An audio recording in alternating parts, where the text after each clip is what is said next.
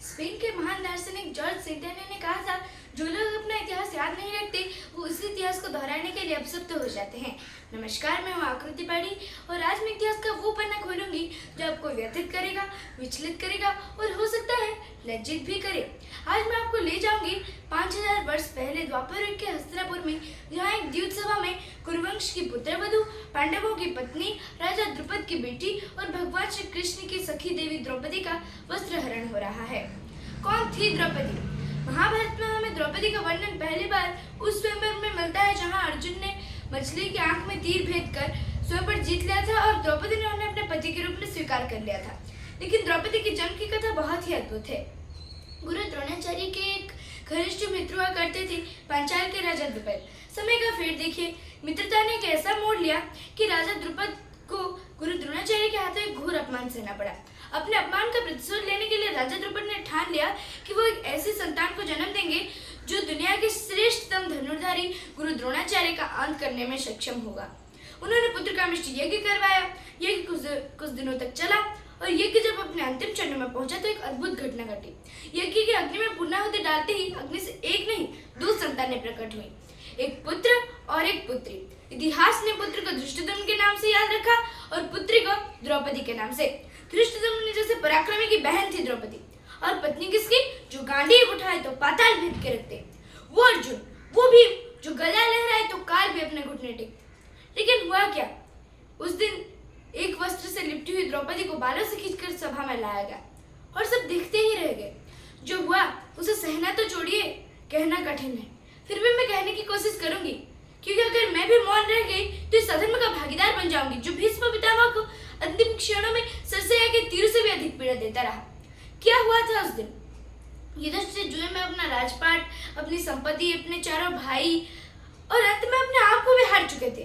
खेल यहीं रुक जाता तो ठीक था, पर कर्ण के मुख से वो शब्द निकल पड़े जो भारत की अस्मिता को हमेशा हमेशा के लिए लज्जित कर दिए।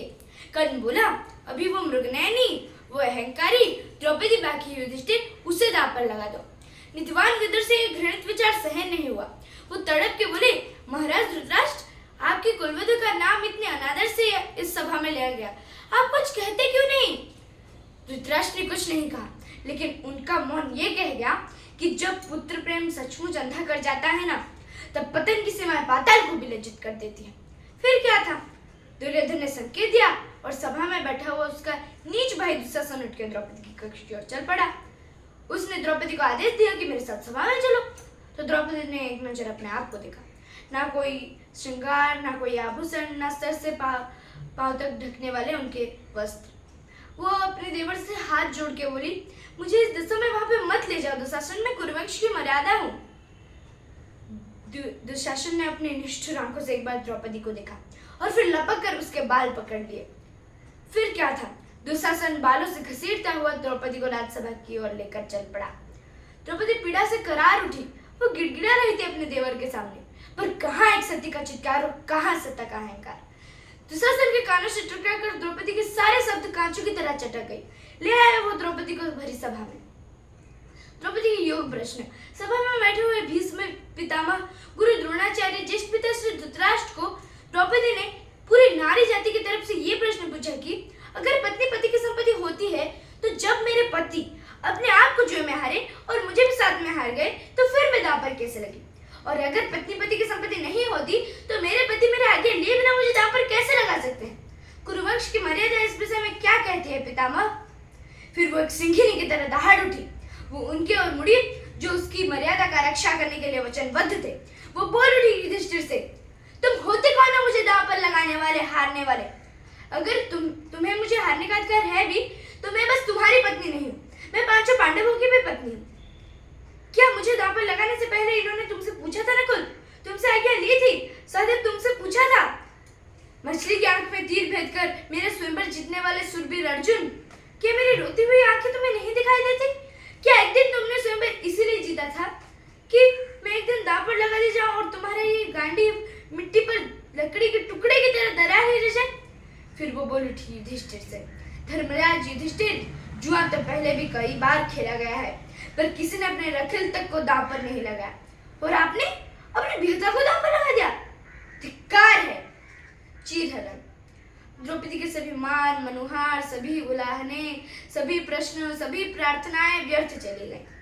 दुर्योधन एक निरंकुश हाथी की तरह चिंगाड़ उठा, विवस्त्र कर दो इस द्रौपदी को, जरा मैं भी तो देखूं, जिसे मैंने जुए में जीता है वो बिना वस्त्र के दिखती कैसी है। दुशासन जैसे इसी आदेश के लिए प्रतीक्षारत था। उसके हाथ द्रौपदी के चीर की ओर ऐसे बढ़े जिसे कोई नाग अपने शिकार की ओर झपटता है। फिर क्या था, दुशासन भरी सभा में द्रौपदी के बदन से साड़ी खींचने लगा। वो द्रौपदी जिसके शरीर को कभी पवन भी स्पर्श नहीं कर सका, सूर्य का प्रकाश भी नहीं देख सका, वो द्रौपदी आज अपने पतियों के होते हुए, अपने गुरुजनों के होते हुए निर्वस्त्र हो रही थी। अभी द्रौपदी किसे आस लगाती? कौन था सिवाय द्वारकाधीश के जो उसकी अस्मिता को आदर देता? फिर क्या था, द्रौपदी ने एक चीर का एक कोना अपने दांतों तले दबाया और फिर मन ही मन पुकार उठी, मेरी लाज बचाओ गिरधारी, मेरी लाज बचाओ गिरधारी। भगवान श्री कृष्ण ने अपनी सखी को निराश नहीं किया। अपने विराट स्वरूप के धागे उन्होंने द्रौपदी की चीर में जोड़ दिए। दुशासन के हाथ थक गए खींचते खींचते साड़ी, पर द्रौपदी के नाखून के एक अंश को भी वो निर्वस्त्र नहीं कर सका। चीर हरण का परिणाम उस दिन हस्तिनापुर में जो हुआ, उसका परिणाम ये हुआ कि 100 पुत्र के होते हुए भी गांधारी निसंतान मरी। कुरुक्षेत्र में इतनी चिताएं जली कि 5000 वर्षों बाद भी धुएं से आसमान काला है। वो कर्ण, वो धर्मनिष्ठ कर्ण जो उस दिन अधर्म का साथी और साक्षी बना रहा, उसे मरते हुए बस एक ही पछतावा था। अभी भी शुभ्र उर की चेतना है, अभी भी शुभ्र उर की चेतना है तो मन में बस यही वेदना है, बधुजन को नहीं रक्षण दिया क्यों, पाप का समर्थन उस दिन किया क्यों, ना कोई योग्य निष्कृति पा रहा हूँ, लिए ये दाह मन में जा रहा हूँ, लिए ये दाह मन में जा रहा हूँ। फिर कर्ण ने मन ही मन द्रौपदी से क्षमा मांगी और फिर कुरुक्षेत्र में अपनी प्राण त्याग दिए। महाभारत में दुर्भाग्य के सभी सीमाएं पार हो गई, पर भारत का सनातन इतिहास अपनी अग्नि की ज्वालाओं से जन्मी विलक्षण पुत्री के ऊपर सदा गौरवान्वित रहा। सनातन ने द्रौपदी को पंचकन्या में स्थान दिया और दुनिया की सबसे पवित्र स्त्री स्वीकार किया। आपने इस कथा को धैर्य से सुना, आपका आभार, धन्यवाद।